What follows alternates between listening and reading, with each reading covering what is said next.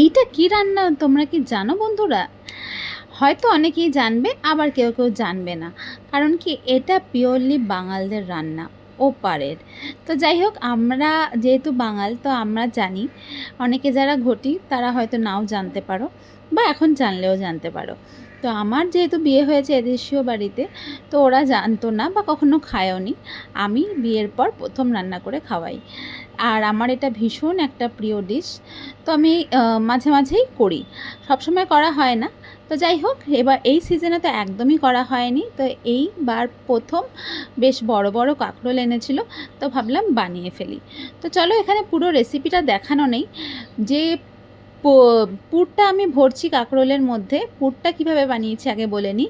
নারকেল কোড়া, সর্ষে বাটা, কাঁচা লঙ্কা, নুন, মিষ্টি, ব্যাস এটা দিয়ে একটা পেস্ট করে নিতে হবে। তুমি কতটা কাঁকরোল দিচ্ছ তার উপর ডিপেন্ড করছে।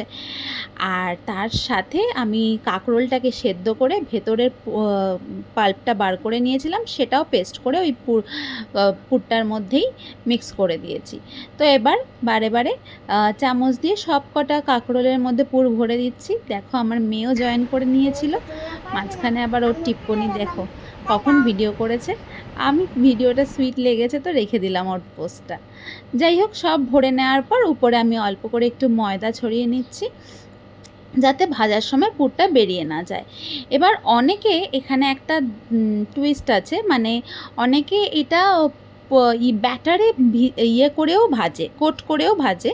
কিন্তু আমার এরকম ডিরেক্ট ভাজাটাই বেশি ভালো লাগে, যেহেতু যে নিচে যে কাঁকরোলটা আছে ওটাও ক্রাঞ্চি হয়, মানে ফ্রাই হয়, তো খেতে আমার বেশি ভালো লাগে।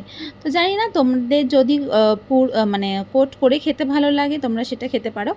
আমি একবার ট্রাই করেছিলাম, কিন্তু তার থেকে আমার এটাই বেশি ভালো লাগে। তো আমি কোনো কোটিং দিইনি, জাস্ট উপরে হালকা করে একটু ময়দা ছড়িয়ে যেটুকু ভিডিওতে দেখালাম অতটুকুই দিয়েছি।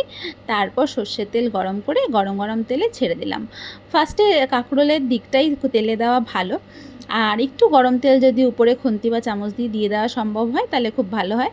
তারপর এভাবে উল্টে দিলে একটুও পুর ছাড়বে না, বিশ্বাস করুন। আমার আজকে পুরটা এমনিও একটু নরম হয়ে গেছিলো, পাতলা পাতলা হয়ে গেছিলো, জলটা বেশি হয়ে গেছিলো। তো তা সত্ত্বেও দেখুন কি সুন্দর পারফেক্ট উঠেছে, আমি কিন্তু কোনো এডিট করিনি। আর এটা একদম লাস্ট আমার একটা পুচকে কাঁকরোল, মাঝখানে আমি পরপর সব ভেজে নিয়েছি। অত ভাজা দেখি আর তোমাদের বোর করলাম না, পুচকেটাকে তুলে নিচ্ছি, জাপ পড়ে গেল। মাঝখানে আমার মেয়েও খুব হেল্প করে, এইদিকে সাইডে দাঁড়িয়েছিল, বাট আগুনের কাজে আমি এখনও ওকে হেল্প করতে দিই না, ভয় লাগে আমার। তো চেয়ার নিয়ে তার উপর দাঁড়িয়েছিল, পরে আমি ওকে ঘরে পাঠিয়ে দিয়েছি। তো যাই হোক, দেখো সব ভাজা হয়ে গেছে। তোমরা দেখে বলো কেমন লাগছে। যারা যারা খাওনি অবশ্যই ট্রাই করো, আমাকে জানাতে ভুলো না।